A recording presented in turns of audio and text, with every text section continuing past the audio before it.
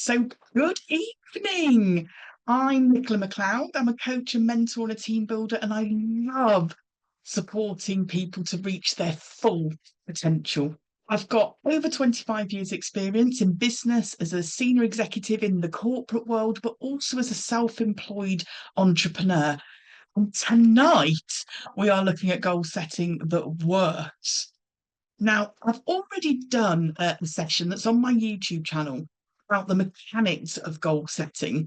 So feel free to check that out. All the fundamentals are there. I'm really wanting to take a completely different approach in this session and take like psychology driven approach. Why? Well, 'cause I think most people know the theory of setting a goal. You want to make sure that your goal is smart. You want to break it down. You want to track your progress and you want to adapt as you go along. And I think most of us know that theory under lots of different headings. How many of us actually achieve our goals regularly? If you know the theory, why not achieving those goals? Basically, it's because we go and let our brains get in the way. And that's the problem is when we involve our brains. Why is it that we end up resisting the change that's needed for us to achieve a goal? Even when it's the goal that we actually want, it doesn't really make sense, does it? What if I told you that your brain it actually doesn't want you to succeed? It wants to work against you. This comes from the psychology of something called homeostasis, okay? And I'm going to have to say that word a few times tonight, and I've been practicing it. Our brains are wired to maintain stability. In other words, to keep us inside of our comfort zones.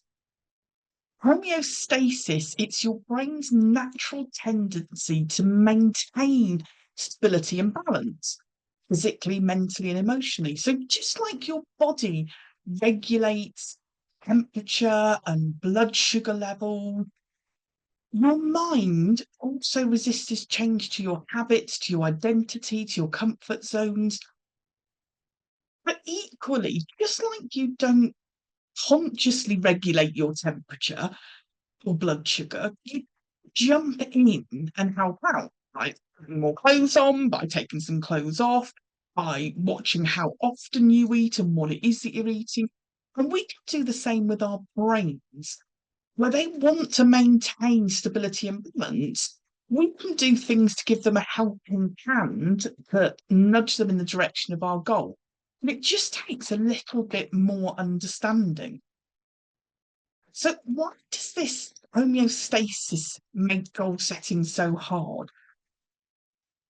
I want to share with you a fact, right? Your brain treats change as a threat, even good changes. It activates the amygdala. I mean, God knows how you pronounce that one, right? I had to write it down so that I knew what I was meant to try and to be saying. But basically, this is the fight or flight part of your brain, and it gets activated when your brain gets involved in these things. It triggers fear and resistance. Oh, this feels uncomfortable, so right? It also triggers self-sabotage. Things like procrastinating excuses or distractions to pull you back into some kind of safe space. There's also like this thing they call a snapback effect, right? It's like a thermostat. Your brain tries to bring you back to your old patterns. And this is why crash diets or sudden habit overhauls they rarely work. And this is why we tend to self-sabotage. If you end up feeling overwhelmed into taking no action when you're pursuing a big goal, and I wanted to share this with you so that you could just understand a little bit of the background of why you can have the most wonderful goal set for yourself, but it doesn't really work. So we're going to spend the rest of this session tonight tapping into your brain, how to work with your brain instead of against it, how to break free from this natural homeostasis state. And to do that, we need to trick your brain into accepting change is safe. Okay. Trust me, brains are actually really quite easy to trick. It's not that hard. Okay. So the first thing that we can do is introduce change in small increments. So instead of massive shifts to get you to your goal, I'm going to exercise for an hour every day. Start ridiculously small with like, I'm going to do one push up. Just one. This prevents the brain from going into panic mode and resisting the change. And I guess the best example I can think of is Couch to 5K. And I know I'm always going on about it, but I'm not going to apologise. The goal with Couch to 5K is to be able to run for 30-minute non-stop. And you begin by running for 1 minute, 60 seconds. And it's all built into this same psychology of not making your brain feel really, really scared, because then you can go from 1 minute to 1 minute 30 seconds because you did a minute and it's only 30 seconds more. So these small increments really make a difference. The other thing that you can do is reframe the discomfort as progress. Instead of seeing the resistance that you come across, oh, this is too hard, it's too difficult, it's too uncomfortable. You need to see that it's proof, that it's evidence that you're breaking some old patterns. It's this like, this discomfort means my brain's adapting and that's good. And I guess a really good example of that is like, oh my God, my legs are really aching from that run this morning. It actually means, yay, this running lock is working. And it's having that same thought process in your mind. Now, the third one, using identity shifts, instead of saying I'm trying to eat healthier, which your brain is going to fight. I always think anything that's you've got trying in, like you're on a loser already.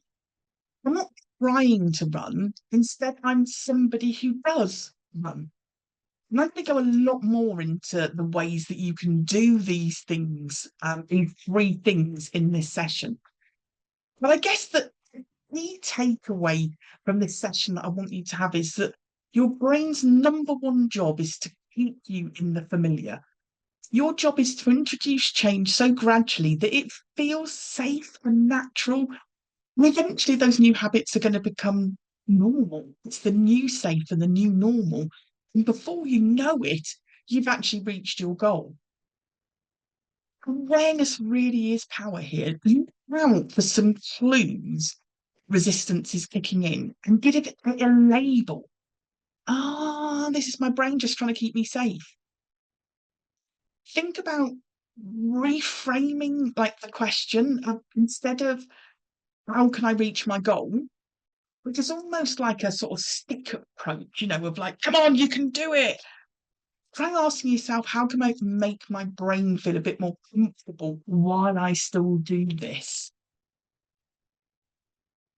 I'm going to go into a couple of different things now. So the first one's the dopamine trap. And it's really why motivation tends to die. And the problem is we set goals for the future. Our brains are quite childish and they want their reward right now. So dopamine is the feel-good neurotransmitter. It's what drives us to action. It's often called the motivation molecule because it plays such a big role in getting you to take action. And it's released when we anticipate some kind of reward, not necessarily when you achieve it. Okay, so it's that anticipation. So we get a bit of dopamine here just from thinking about a goal, visualizing our success and planning an exciting new project or goal. But once that initial excitement fades, our brain feels less motivated to follow through with the effort required. And I don't know if you've ever found yourself in that position where you think you've got a brilliant goal ever. And then that reality of having to go through with it is really quite difficult. And this is why we love vision boards but don't take action. The brain enjoys imagining that success and tricking us into feeling like we've already achieved something. We start things with loads of enthusiasm, but then really quite quickly lose interest.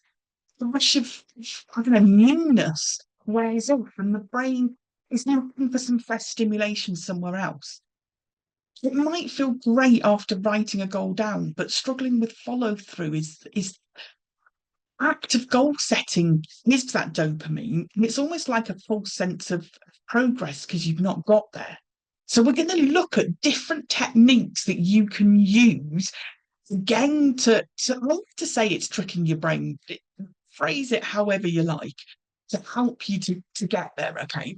So the first one we're going to look at is micro wins. These are wins and unexpected rewards we can do for ourselves. So the key to overcoming this trap is hacking into your brain's reward system so that actions make it feel good, not just the idea of you reaching your goal. So the first one we're going to do is tricking your brain with tiny, easy steps. And I've already mentioned this. So dopamine is released when we accomplish anything, no matter how small. Okay, it's not fickle at all. So if your goal is to make so many calls daily, your brain might resist that. You've got to make 50 phone calls today before I get that dopamine hit. But if you commit to one call, your brain sees it as an instant win. And it's actually, well, let's make one more because I get to celebrate again. Those tiny little steps bypass the resistance, and it actually makes it incredibly easy to build momentum. And it's you can apply this to absolutely anything, whether it's one phone call, putting one book out, whether it's following up with one lead, whether it's doing one press up, whether it's eating one healthy thing. It's a lot easier to do one than it is to achieve everything. The second micro win is surprising yourself with unexpected rewards. Okay, brain really does crave like newness, novelty, and unexpected rewards can really give you a boost to that dopamine. So instead of like routine, predictable rewards, try and make them a little bit more random. So instead of if I finish this list off, I'm going to buy myself something. Try, I don't know, rolling a dice or something. And if you get a one, then you get a coffee. If you get a two, then you get a night out. You know, just do something really surprising. You'll be amazed at how much that helps you to build momentum. Our third one, like anyone who knows me knows that I go on about this all the time. Focusing on the activity instead of the outcome. If we're looking for these micro wins, okay, instead of I need to make a sale, I need to find a new team member, I need to get fit, I need to lose weight type of thing. Look at the activities that you can actually control and reward. So shifting from I need to make a sale, try focusing on I need to put out and collect 200 books. Instead of I need to find a new team member, I need to speak to 10 people today about my opportunity. You will be able to reward yourself on a daily basis. And when I say reward, that can just be a pat on the back. You don't have to buy yourself a new car or anything. It can just be a pat on the back. That pat on the back will give you that dopamine that will keep you going. Getting your brain reward for doing something rather than the outcome of doing it will build your motivation. It really, really will. And the last one, making the process the reward, again, not just the outcome. You see how we're shifting away from the outcome here. Instead of waiting until you reach your goal to feel good, you want to really learn to celebrate the small progress straight away. Try shifting your mindset from I have to do whatever this task is to I get to do this. And it's about finding the joy in the small moments. So instead of focusing on perhaps I need to finish this book, reframe it as enjoying the creative process of writing a book.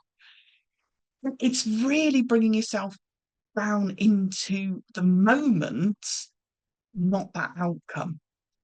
So instead of setting a goal like, I'm going to write a book, break it down into dopamine friendly micro steps. I'll write an opening paragraph today. I'll open my document and type one sentence. I'll write until I feel satisfied. What this does is it starts to rewire your mind into associating the actions with pleasure instead of pressure, making motivation sustainable instead of these little short bursts that. So I'm now going to move on to identity versus outcome. And I really, really love this part of the session because it's totally transformative. And the mistake here is when people focus on the goal instead of the identity. Most people set what goals instead of, let's say, who goals. For example, I want to earn £10,000 a month. It's reframing that to what kind of person earns £10,000 a month. Can you see the big difference between that? I want to earn £10,000 a month. What kind of person earns 10 grand a month?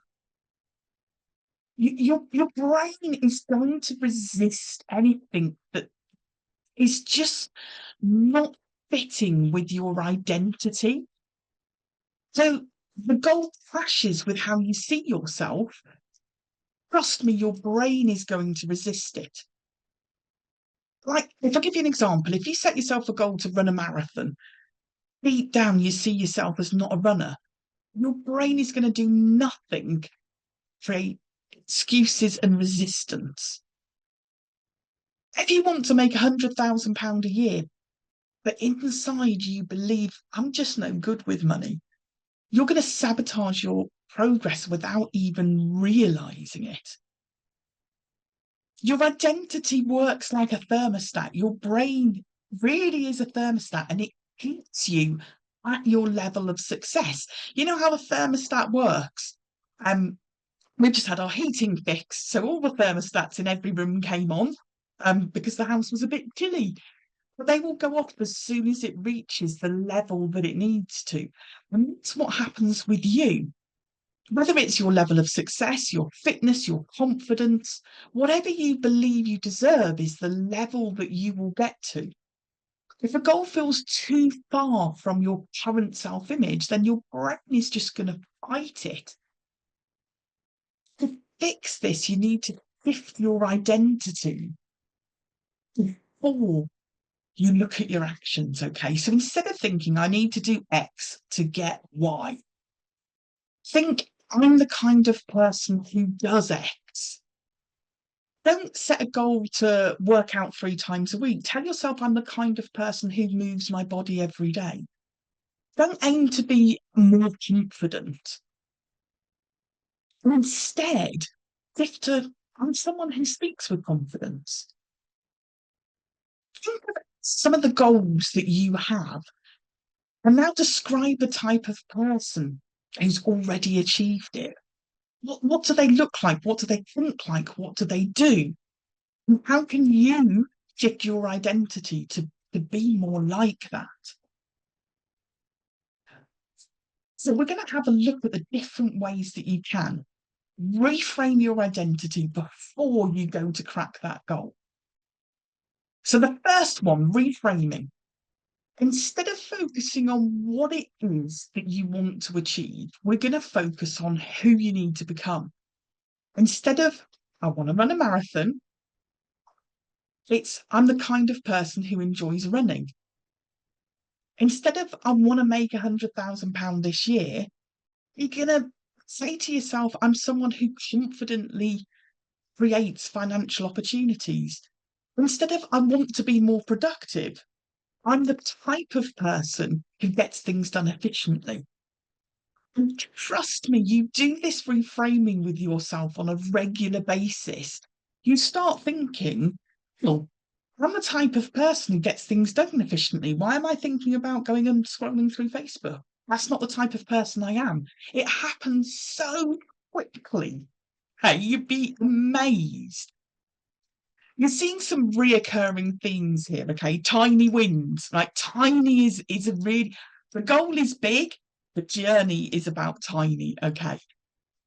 Prove this adapting of your identity, the change in your identity with tiny wins. Your brain trusts your actions more than it does words, okay? So to rewire our self-image, we need to display like daily proof that you're already becoming this new version of yourself. So if you want to get fit, it's not focusing on this like, right, I've got to do an hour of exercise every day. I am an active person. I do one push-up a day. I'm somebody who prioritizes my health. Drink one glass of water first thing in the morning. These tiny shifts, these identity-based wins, they shift your brain's self-image. And the more often you act in alignment with your new identity, the more natural your goal will become for you. So our third one is upgrading your self-talk. And I'm absolutely passionate about this, right? I'll talk to anybody about self-talk. Your inner dialogue shapes your identity. Every time you tell yourself inside your head, I'm bad at this, you're reinforcing what your brain believes. So instead, right, so this is all about just changing that conversation. Instead of I'm terrible at public speaking, our new belief would be learning to be a great speaker. Instead of I always procrastinate, I'm the type of person who takes action even when I don't feel like it. This self-talk, again, you'll be amazed at the difference it makes. Instead of starting that thought process with, I won't be able to do this, changing the way that you talk to yourself. I'm somebody who's learning how to do this. I'm somebody who's on a journey to get to where that is. And the last one here is surrounding yourself with reinforcement. Honestly, your environment is such a big influence on your identity. If you want to be a writer, surround yourself with books and other writers. If you want to be fit, spend your time around active people. Your identity is going to be shaped by who you spend time with, what you consume, so books, social media conversations, and the small daily habits that you repeat every single solitary day. The bottom line is if your goal feels hard, it's probably because it clashes with how you see yourself. So instead of just setting goals, start seeing yourself as the kind of person who naturally achieves them. Try asking yourself, what kind of person easily achieves this goal? What what do they think? What do they do? What do they say each day? And when you start acting like that person, even in small ways, your brain is going to follow. Now, I really wanted to share with you a practical example here, and I'm going to put myself out there on this one, right? This really, really has worked for me. And as with everything that I share, these are not quick wins. Personal development isn't about passively listening to the call, a session like this. It's about pulling out some key points from the section and then taking action. So here's my example, right? I wanted to become more confident on social media, specifically out going live. Now, I have gone and I have pulled out a screenshot from the first ever live that I did. And I want to highlight a couple of things from this photo, okay? So this is at home. Before I got my cabin, so this was in my office in the house. And before I went live, these are the steps that I took. I put a sparkly top on. I put a sparkly top on. I put a full face of makeup on. I did my hair. I put a necklace on. I'm now ready to go live. And I blathered my way through the whole thing. My starting point for that live was I am going to be useless at this. Can't do selfies. I'm not interesting. Even like people. Who's going to be interested in me? So I went through the four things that I've just taken you through, reframing, starting to think I'm the kind of person who thrives on social media. I'm someone who confidently creates content.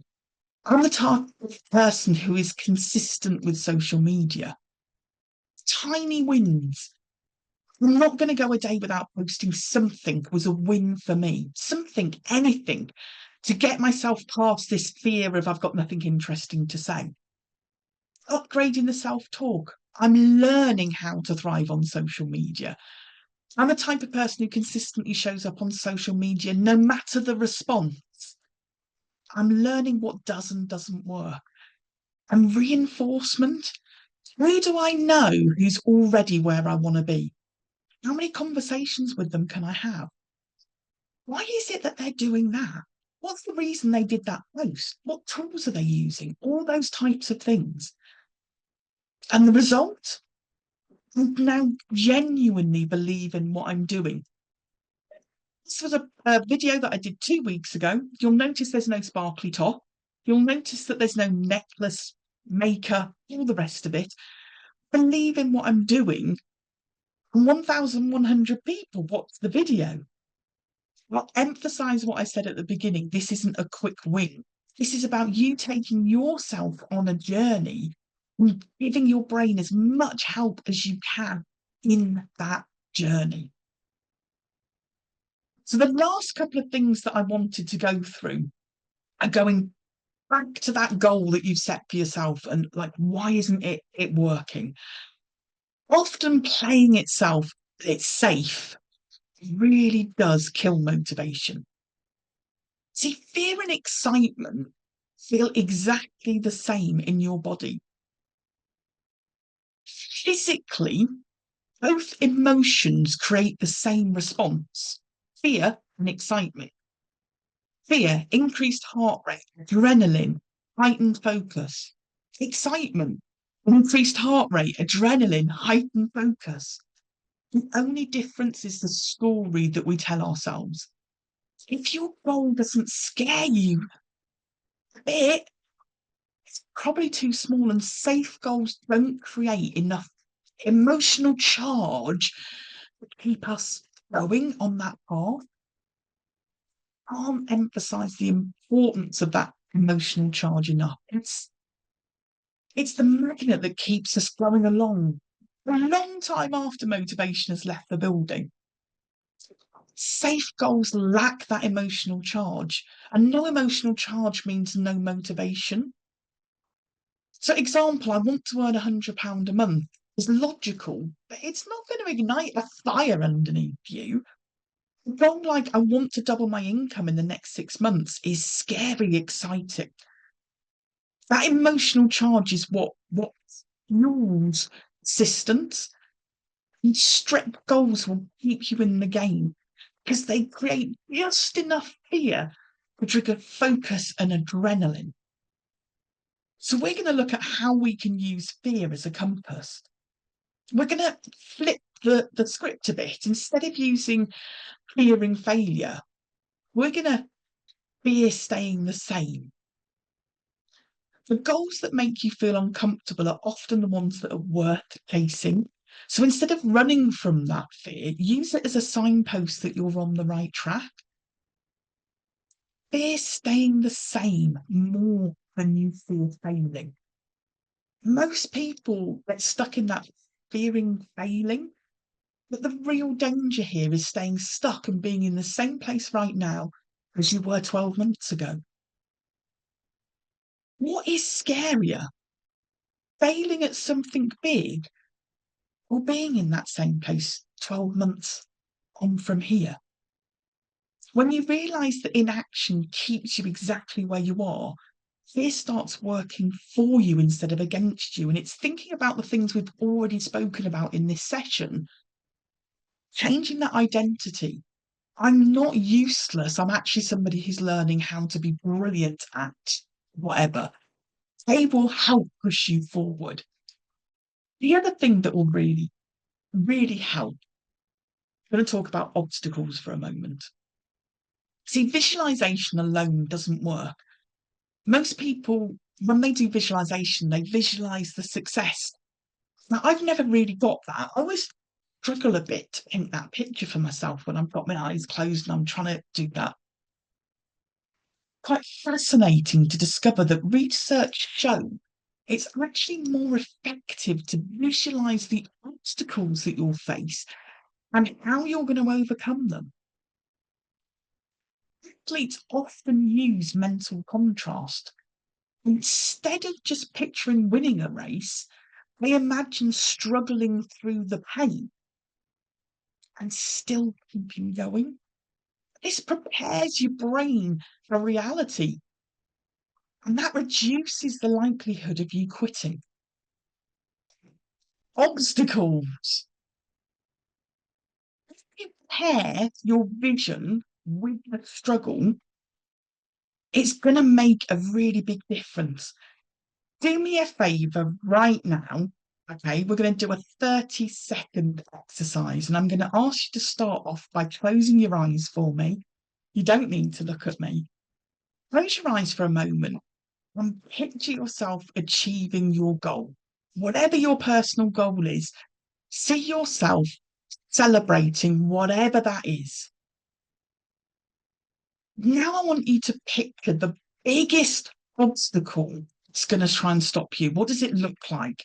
How is it going to actually come? And what does it look like the moment you overcome that obstacle? The moment that you manage to solve that issue, that problem? This is an exercise that could be so powerful for you in making sure that you achieve your goal. Preparation for your brain to be able to tackle those obstacles conditions the brain to see challenges as expected, not as a sign to quit.